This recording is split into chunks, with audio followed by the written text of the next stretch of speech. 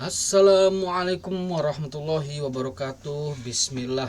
Alhamdulillah rabbil alamin. Wassalatu wassalamu ala rasulillah wa ala alihi wa ashabihi wa man tabi'ahum bi ihsanin ila yaumiddin. Berjumpa kembali bersama saya channel Al Husain. Kali ini saya akan melanjutkan sebuah artikel berkaitan Syekhul Islam Ibnu Taimiyah. Video sebelumnya berbicara tentang latar belakang pemikiran politik Ibnu Taimiyah, dan bab sekarang adalah pemikiran politik Ibnu Taimiyah itu sendiri. Dalam pemikiran politik Ibnu Taimiyah dibagi menjadi beberapa macam. Menurut beliau yaitu satu, pemimpin menurut Ibnu Taimiyah. Pemimpin menurut Ibnu Taimiyah yaitu dalam Islam apa yang kita sebut sebagai jabatan dan aktivitas publik politik termasuk dalam kategori amanat dan tugas publik seperti yang dipahami oleh syariat. Karena itu seorang penguasa politik wajib menyampaikan amanat kepada pemberi amanat itu dan untuk menghukumi secara adil. Tujuan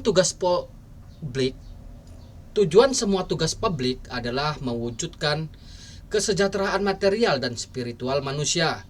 Dengan demikian kita dapat mengatakan bahwa posisi kepemimpinan politik dan syariat saling melengkapi satu sama lain untuk membentuk sebuah pemerintahan yang berdasarkan syariat.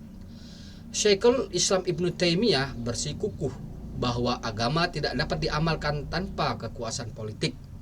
Tugas agama untuk memerintahkan kebaikan dan mencegah kemungkaran benar-benar tidak dapat dicapai kecuali kekuasaan dan otoritas pemimpin. Pendapatnya yang terkenal adalah agama tanpa kekuasaan, jihad dan harta sama buruknya dengan kekuasaan, harta dan perang tanpa agama.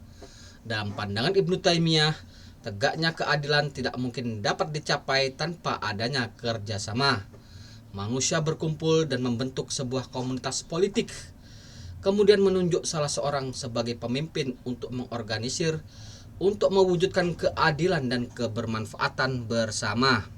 Seorang pemimpin tidak menetapkan tujuan mereka sendiri, melainkan memiliki otoritas untuk bertindak dan mematuhi dan dipatuhi, karena mereka tengah berusaha mewujudkan tujuan-tujuan Islam. Doktrin pemimpin dalam Islam adalah tidak lain merupakan wali, wakil, dan agen otoritas, sama sekali bukan pemilik. Inilah maksud bahwa pemimpin adalah penggembala yang tidak memiliki hewan gembalaannya. Kedudukannya seperti wali bagi anak yatim.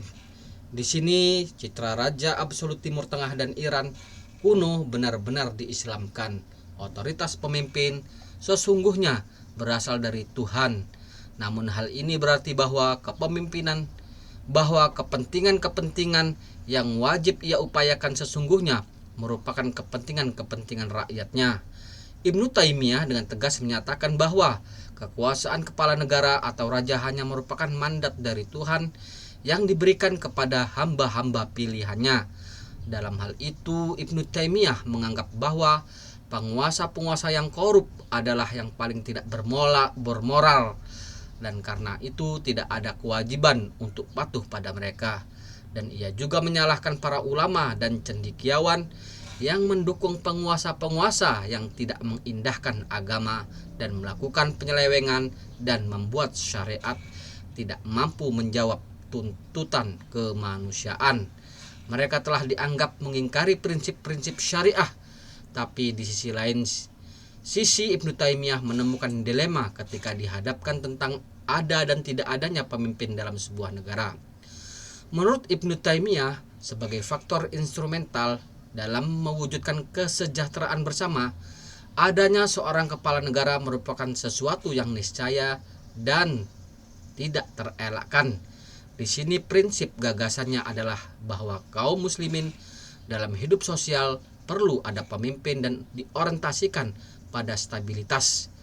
Dasar pandangan ini dikatakan berasal dari Rasulullah SAW yang bersabda bahwa 70 tahun kehidupan sosial di bawah kekuasaan represif masih lebih baik dari hidup sosial tanpa ada kepemimpinan, atau lebih baik dari anarki. Dari sumber lain pernyataannya ini dikatakan bahwa lebih baik 60 tahun diperintah oleh pemimpin yang zalim dibandingkan hidup satu hari tanpa pemerintahan. Adalah perkataan ini berasal dari pendapat Syekhul Islam Ibnu Taimiyah sendiri dalam bukunya yaitu Asy-Syiyasah Asy-Syar'iyyah. Kedua, bentuk negara menurut Ibnu Taimiyah cukup menarik. Sekalipun Ibnu Taimiyah selalu menekankan kekuasaan politik, negara dan pemerintahan dalam kehidupan masyarakat, tetapi Ibnu Taimiyah meragukan validitas pendapat bahwa kekhalifahan berasal dari sumber agama Al-Quran dan As-Sunnah. Suatu pemikiran ekstrim yang menentang arus pemikiran teori kekhalifahan yang sangat sakral pada masa itu. Ibnu Taimiyah juga mengkritik Sunni dan Syiah. Menurut pandangannya, tidak ada dasar dalam Al-Quran dan As-Sunnah tentang teori kekhalifahan tradisional ala Sunni dan tidak ada teori imamah Syiah yang mutlak. Ia melihat Islam sebagai suatu tata sosial yang mempunyai hukum tertinggi, hukum Allah. Oleh sebab itu, ia sama sekali tidak tertarik pada negara dan formasinya, meskipun menerima negara itu sebagai suatu kebutuhan agama. Artinya, negara Islam yang dianggap memenuhi syarat adalah suatu pemerintahan yang mendasarkan pada syariat sebagai penguasa tertinggi dan tidak memandang apakah negara itu berbentuk kekhalifahan, monarki, ataupun republik. Ia lebih memilih meletakkan keadilan pada setiap pemerintahan sebagai esensi kekuasaan, timbang meributkan bentuk negara. Teori politik Ibnu Taimiyah memiliki kemiripan yang lebih dekat kepada konsep pemerintahan modern.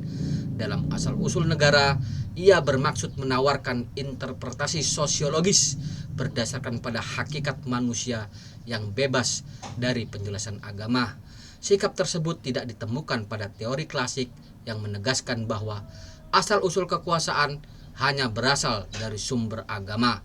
Dari sini kita bisa melihat pemikiran Ibnu Taimiyah melampaui tradisi berpikir para filosof Islam tentang teori kekuasaan.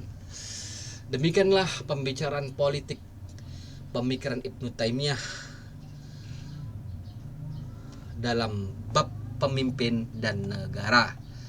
Apa yang beliau paparkan ini menggambarkan bahwa beliau ini berjiwa terbuka menerima keadaan di setiap zaman, dan beliau sangat menerima segala bentuk pemerintahan karena menurut beliau tentang kepemimpinan ini yang diutamakan adalah keadilan. Demikianlah, semoga ini bermanfaat. Subhanakallahumma wa bihamdika asyhadu alla ilaha illa anta